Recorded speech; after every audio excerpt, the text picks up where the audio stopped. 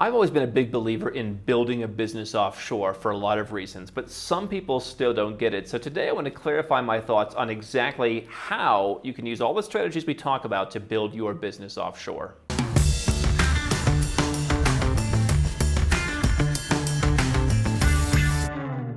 Hi, I'm Andrew Henderson. This is Nomad Capitalist, where we help 7- and 8-figure entrepreneurs and investors legally go where you're treated best. Now, I grew up in the United States. I went to school in the United States. I spent my early business career in the United States. And along that time, both my parents and I paid a lot of money in taxes. Both I paid income taxes. Obviously, my parents did as well.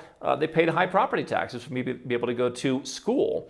And so I got the American perspective, which certainly when you go and do business around the world, every country has their own different perspective. The American perspective in many ways is good, but I think there are also other good perspectives out there. And so it always frustrates me a little bit and confuses me, perhaps more so, when I get comments like the one that I got recently, where someone said, go ahead. This is in response to saying, hey, why don't you build your business internationally? Go ahead. Try building a substantial business on a low-tax Caribbean island without significant resources. Let's see how far you can get with it.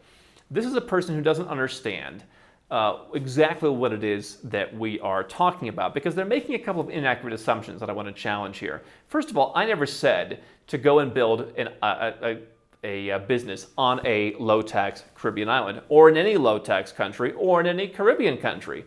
What I've said is that here at Nomad Capitalist, we believe in going where you're treated best. We also believe, especially now, in having Plan B, Plan C, having redundancies.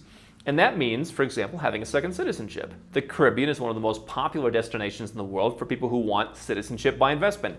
I don't want to wait a long time. I don't want to move somewhere. I don't want to pay taxes, but I do want to be left alone by whatever country I become a citizen of. And so you can go to these 5 different Caribbean countries and you can make a donation and you can get citizenship in a matter of months.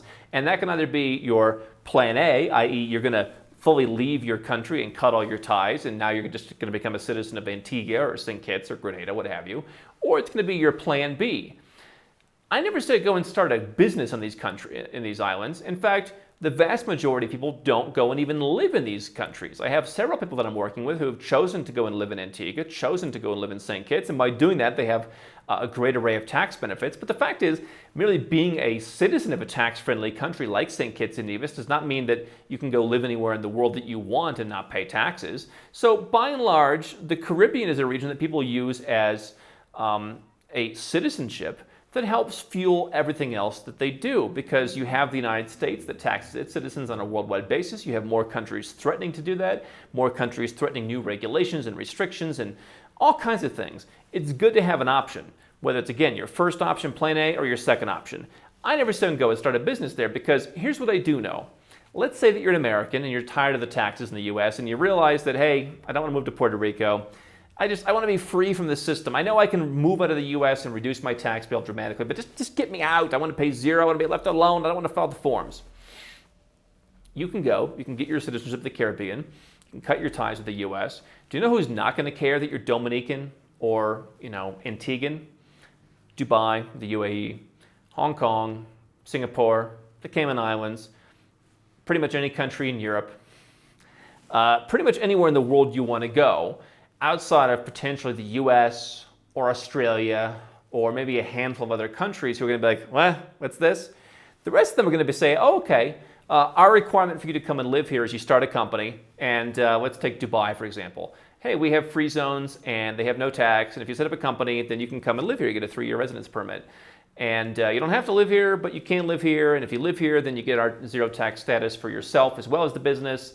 And quite frankly, they don't care. I work with folks all the time who identify themselves either because they gave up their main citizenship or because they simply want the flexibility and freedom of operating in the world on their second citizenship.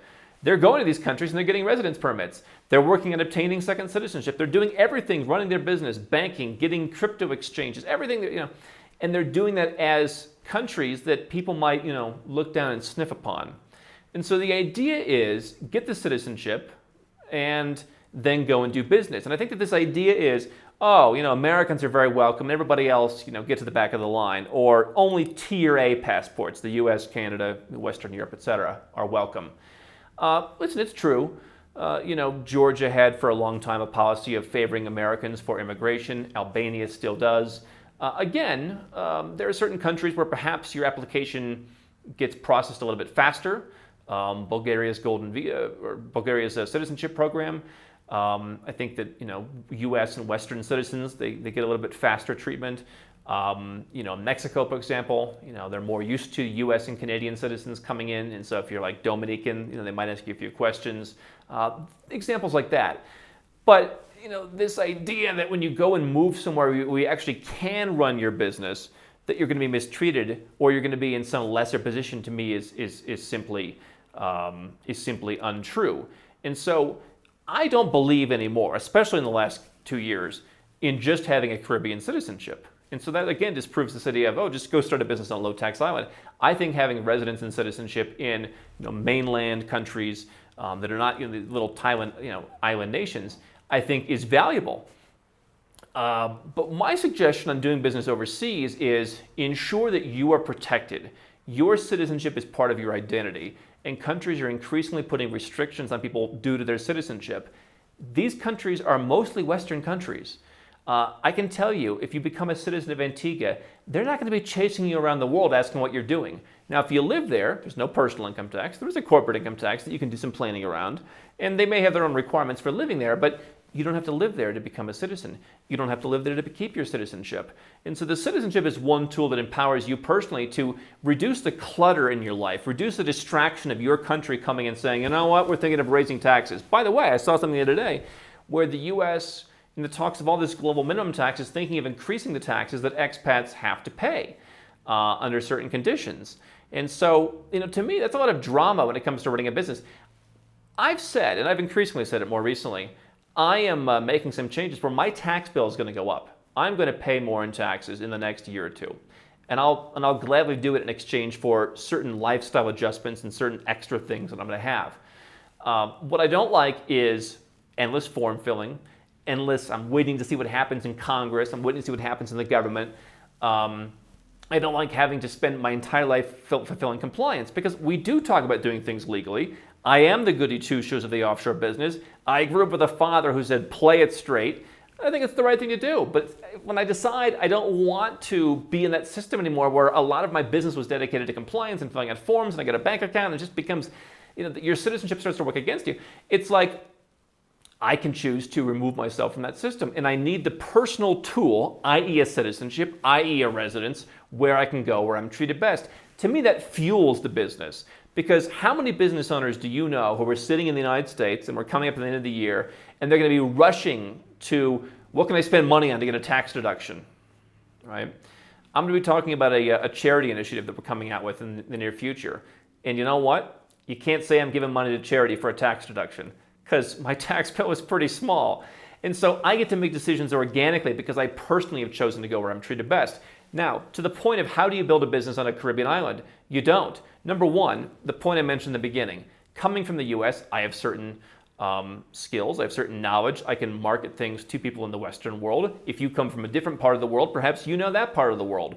And so wherever you're from, you have a knowledge of a certain culture. You can travel the world and gain knowledge of other cultures. And so if I want to go to Dubai and I want to start a business that helps Americans move to Dubai, for example, I can do that. And I can use the knowledge I learned by living in the Gulf. I can learn the knowledge that I know from growing up in the United States, where I've already paid a substantial amount of tax. At a certain point, I think you pay your dues for school. I went to, I think, some pretty good public schools. I think I got a better education than probably a lot of people did. And obviously a lot of it was self-taught. My parents told me to, I had to learn stuff. But, my schools were not some of the crumbling schools. We've also paid a lot. What, I have to pay $100 million in tax before I paid off the debt? I think I've paid for what I've gotten. And I can now take that knowledge and go somewhere else. It's not about selling stuff on a Caribbean island. It's about using places that have lower taxes, lower regulations, fewer forms to fill out, fewer requirements. Portugal now is talking about, hey, you can't message your employees after 5 p.m. Hey, listen, maybe you've got managers who you need to communicate with, and they're okay with that, but the law says no. That's the kind of place that you want to get away from, at least for running a business. I'm not saying don't live in Portugal. I'm saying maybe a place to get away from for running a business. So listen, people can choose to poo-poo low-tax countries. People poo-pooed Singapore and South Korea and other countries that were once not nearly as prosperous as they were now and became successful. And if you started a business in those areas, I mean, I was watching watching Crazy Rich Asians on a plane recently. Those people, someone in the family started when Singapore was not doing so well, and they became very successful as the country developed. You're going to see other countries around the world develop. Your country may be based in a tax haven, but you may do business in other places around the world, and you can use that to control your tax efficiency. So let's get away from this idea that you've got to open up a business in a low tax haven. Now, I've said for young people, go to an emerging market, go to a frontier market, go to a place like a Cambodia, go to a place, any kind of emerging company or country, and start a business there. Now, those may not be as regulatorily friendly, but you've got this great advantage where you don't have that much competition for many things. In some cases, opening up a burger joint or a coffee shop can quickly become a chain that becomes very, very successful. In a place like Cambodia, a couple of local guys started a coffee chain that beat out Starbucks. Starbucks had a really hard time. They really had to up their game to come in with a great product because these guys created such a great business. Try creating a coffee chain in the Western world to see how successful you are with that with such ease.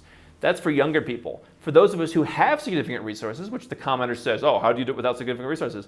Well, if you're already a 7 or 8 figure entrepreneur, you've already got a business, you've already got knowledge you can take overseas, or you can start a new business overseas, then you have the resources.